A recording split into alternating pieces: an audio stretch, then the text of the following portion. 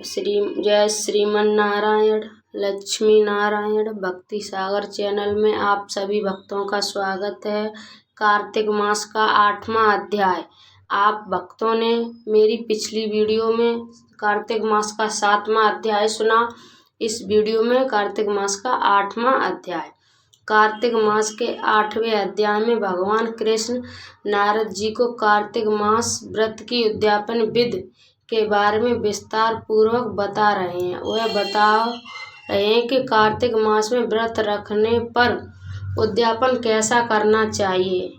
कार्तिक व्रत कथा का 8वां अध्याय।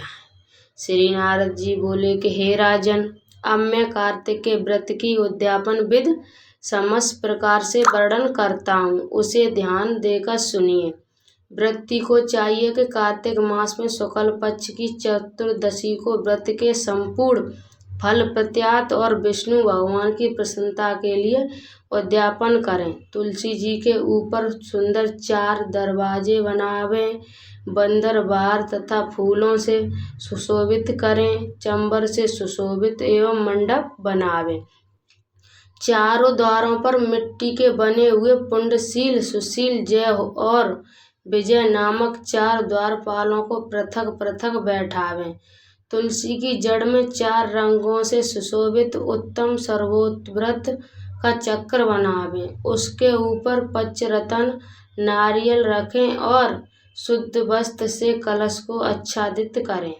उस कलश के ऊपर शंख, चक्र, गदा, पद्म और पीतांबरधारी लक्ष्मी युक्त विष्णु भगवान का पूजन करें। कार्तिक मास का व्रती इंद्रादि लोकपालों का पूजन मंडप में करें। द्वादशी को विष्णु भगवान जागे थे। त्रयोदशी को देवताओं ने विष्णु भगवान का दर्शन किया था। चतुर्दशी तिथि को देवताओं ने उनका पूजन किया था। इसलिए भगवान की उद्यापन पूजा चतुर्दशी तिथि को शांति मन से की जाती है। इस दिन संयम और शांति चित्त से व्रत भी करना चाहिए। अपने गुरु की आज्ञा अनुसार सुवर्ण मूर्ति बनाकर षोडशोपचार तथा विविध नैवेद्यों से भगवान का पूजन करें। विविध प्रकार से मांगलिक गायन, वाद तथा कीर्तन करके उस रात्रियों में जागरण करें। जो प्राणी श्रद्धा पूर्वक भगवान का कीर्तन करते हैं, उन लोगों के 7 जन्म के एकत्रित किए हुए पाप भी विनष्ट हो जाते हैं।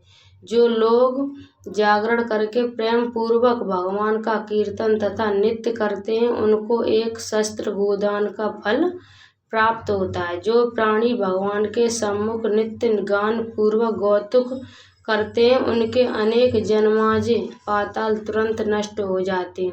जो प्राणी विष्णु भगवान के सम्मुख नित्य गीता आदि गौतुक करता है, जागरण करता है और तथा उनके चरित्रों का पाठ करके विष्णु भक्तों को प्रसन्न करता है, व्यर्थ की बातों को त्याग कर मुख से बांसुरी आदि बजाता है, इन भक्ति भावनाओं से युक्त जो मनुष्य रात भर जागरण करता है, उसे करोड़ों तीर्थों के करने के समान पुण्य प्राप्त होता है। तदनंतर पूर्णमासी को स्त्री सहित श्रेष्ठ 30 ब्राह्मणों को या केवल एक ही श्रेष्ठ ब्राह्मण को संपत्ति साधनानुसार प्रशंसांतर भोजन करावें, क्योंकि इसी दिन विष्णु भगवान ने भक्तों को वरदान दिया था कि जो मत्स्य रूपी धारण किया था, अतः इस दिन को दान, हवन, जप आदि जो कुछ भी विष्णु भगवान के निमित्त होता है, वह अक्षय फल को देने वाला है। इस कारण व्रती उत 1 या 30 ब्राह्मणों को प्रायशांतर भोजन करावें तथा देवताओं के देवताओं विष्णु भगवान को तथा और देवताओं को अलग अलग प्रसन्न करने के लिए अथवा देवा इन देवों वैदिक मंत्रों से तिथ और पाय शास्त्र का आह्वान करें। उन ब्राह्मणों को अपनी सामर्थ्य अनुसार दक्षिणा दें, प्रणाम करें। पुनः विष्णु देव की पूजा कर अन्य देवता तथा तुलसी का तथा कपिला का, गौ का पूजन कार्तिक व्रती सावधानी से करें। व्रत का उपदेश करने वाले तपनीक गुरु तथा उन तपनीक ब्राह्मणों का वस्त्र आभूषण से पूजन कर क्षमा की प्रार्थना मांगें। प्रार्थना मंत्रों का अर्थ: आप सब लोगों की अनुकंपा से मुझ पर विष्णु भगवान सर्वदा प्रसन्न रहें, इस व्रत के करने से मेरे 7 जन्मों के किए हुए पाप नष्ट हो जावे और मेरी संतान चिरंजीवी रहे। इस पूजा के द्वारा मेरी सभी अभिलाषाएं पूर्ण होवे। मेरी मृत्यु होने के पश्चात मुझे अतिशय दुर्बल विष्णु लोक प्राप्त होवे। व्रत करने वाला इस प्रकार ब्राह्मणों की क्षमा करें और उनको प्रसन्न करने विदा करें। पूजा की उन संपूर्ण वस्तुओं को गौ के साथ गुरु को दे दें। इसके पश्चात बंधुओं और मित्रों के साथ स्वयं भी भोजन करें।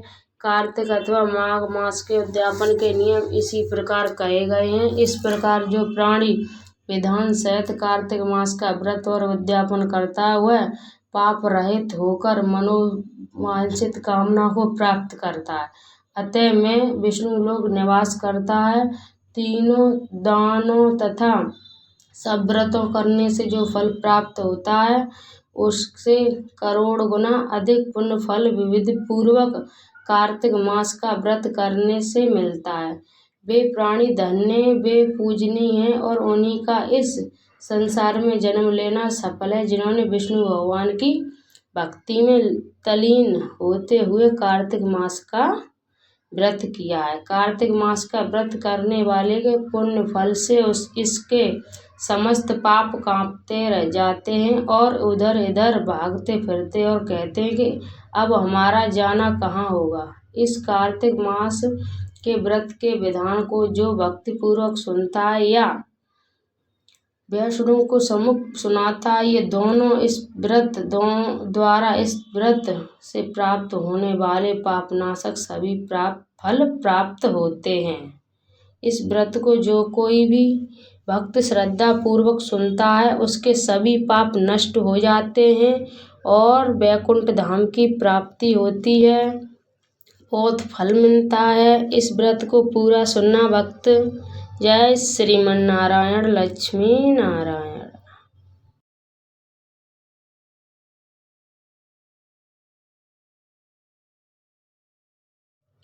जगदीश की आरती। ओम जय जगदीश हरे, स्वामी जय जगदीश हरे। भक्ति जनों के संकट क्षण में दूर करे। ओम जय जगदीश हरे, जो धावे फल पावे, दुख बिन से मन का, सुख संपत्ति घर आवे, कष्ट मिटे तन का।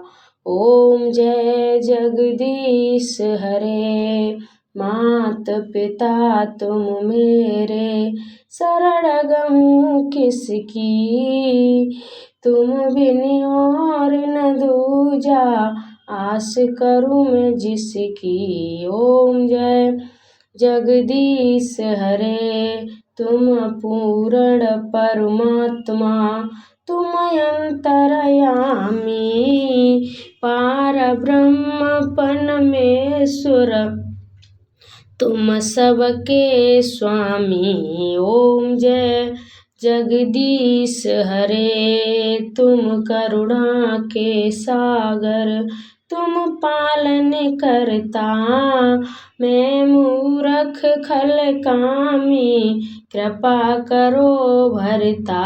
ओम जय जगदीश हरे, तुम हो एक अगोचर, सबके प्राणपति, किस विधि मिलूं दयामय, तुमको मैं कुमति। ओम जय जगदीश हरे, दीन बंधु दुख हरता, ठाकुर तुम मेरे, अपने हाथ उठाओ, द्वार पड़ा तेरे। ओम जय जगदीश हरे, विषय विकार मिटाओ, पाप हरो देवा, श्रद्धा भक्ति बढ़ाओ, संतन की सेवा।